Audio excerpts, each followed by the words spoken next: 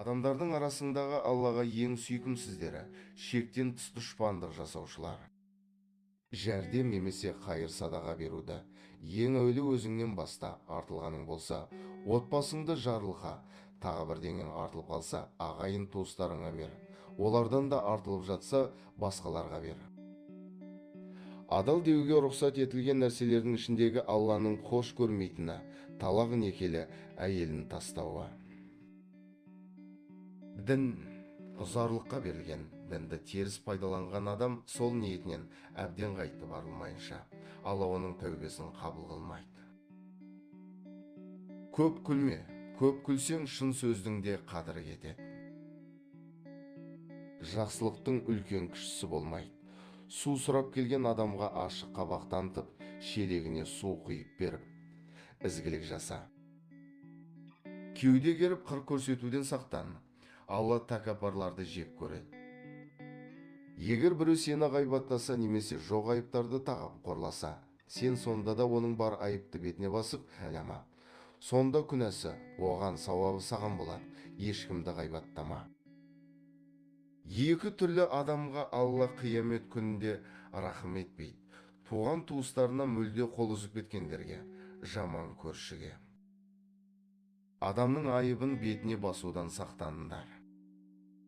Арақтан, жымдықтен сақтаныңдар, өйткені ол барлық жамандықтың кілті. Алла алдындағы пенделердің ең жақсысы өз отбасына пайдасы тиетіндер.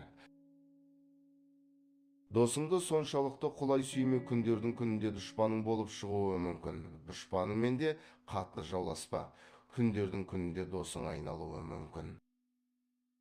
Екі жағың мен екі аяғыңның ортасындағы мүшелерді күнәдан тай. Өзімнен кейінгі қалатын үмбеттерім үшін үш нәрседен қорқамын. Нәпсіге беріліп, дура жолдан таю, өзін өзі жақсы көрушілікке, сезім құмарлыққа беріліп кету, ғылымға, білімге ие бола тұрып, білімсіздің ісімен айналысу.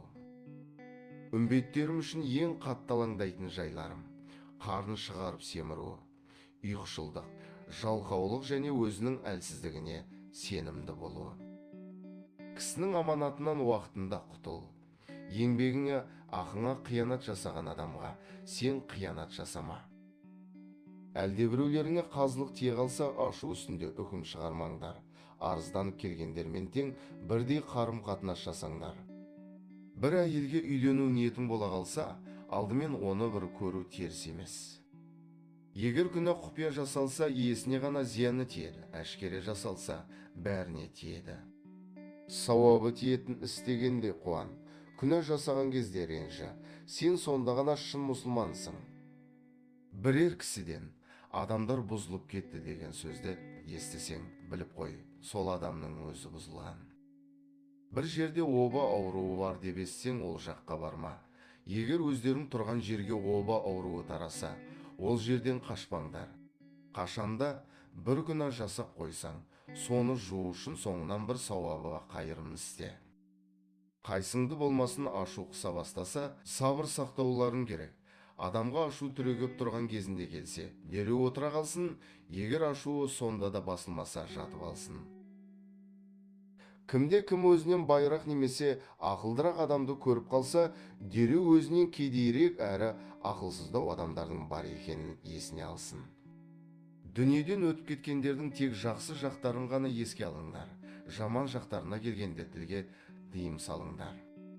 Адамдардың төрт түрін Алла жек көреді: ант ішкі саудагерді, кәппар кембағалды, зинахор кәріні және залым патшаны. Тісін жуып, тазалап жүретіндер, назалыққа дағдыланғандар. Қайталап істелетін дағдылы істерді меңгеріңдер. Өйткені мұндай істерді Раббым жақсы көреді. Өзгеге кең пейілді болсаң, олар да саған пейілмен қарайды. Бұл дүниеде адамдарды қатты азаптайтындарды Алла қияметте аямай жазалайды. 5 түрлі қасиетке ие адамдардың пейішке баратынына кепілдік беремін. Мұраларын бөліскен кезде бір-біріне қиянат жасап, зұлымдыққа бармайтындар, өзгелерді де өзіндей көріп ынсап қылғандар, дұшпанға қарсы соғыста құрбан болғандар, олжа бөліскенде қиянат жасамағандар, залымдардан қорлық көріп, қаналушылардың ақысын өндіріп бергендер. Аштарға ауқат беріңдер, аурулардың көңілін сұраңдар, жалат адамдарды қиыншылығынан құтқарыңдар.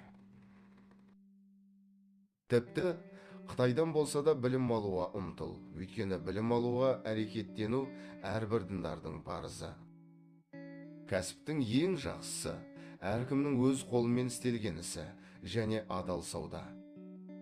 Кездескенде кім бұрын сәлем берсе, Аллаға сол адам бойсұнғыш. Жерді атына қарап, адамды досына қарап тануға болады. Әйелдің берекелісі шығынға жұмсайтын қаржыны азырақ талап ететіні. Адамдардың ішінде әйелге қарағанда әділірегі, оның ері, ерлерге қарағанда әділірегі, оның анасы. Құран оқып, бата қылыңдар. Одан қашпаңдар, бірақ оған терең мағына беремін деп, әсірелеп жібермеңдер, осыны тіршілік етудің құралына айналдырып, дүние табудың көзі етпеу керек. Байлардың үйіне азырақ барыңдар. Жиі бару Алланың өздеріне берген несібесін қадірлемегендік болады. Алланың маңдайға жазғандарын барлығын туысқа да, жатқа да өтпелі нәрсе деп біліңдер. Алла жолында ізгі істеріңді кінәлаушылардың кесірінен тоқтатып қойма. Күнәнің үлкені Аллаға шәк келтірушілік, нақақтан қан төгуі, ата-анаға тіл тигізу, өтірік куә болу. Бұл дүниеде қисынсыз көп сөйлеген адамның ол дүниеде қияметте күнәсі көп болады.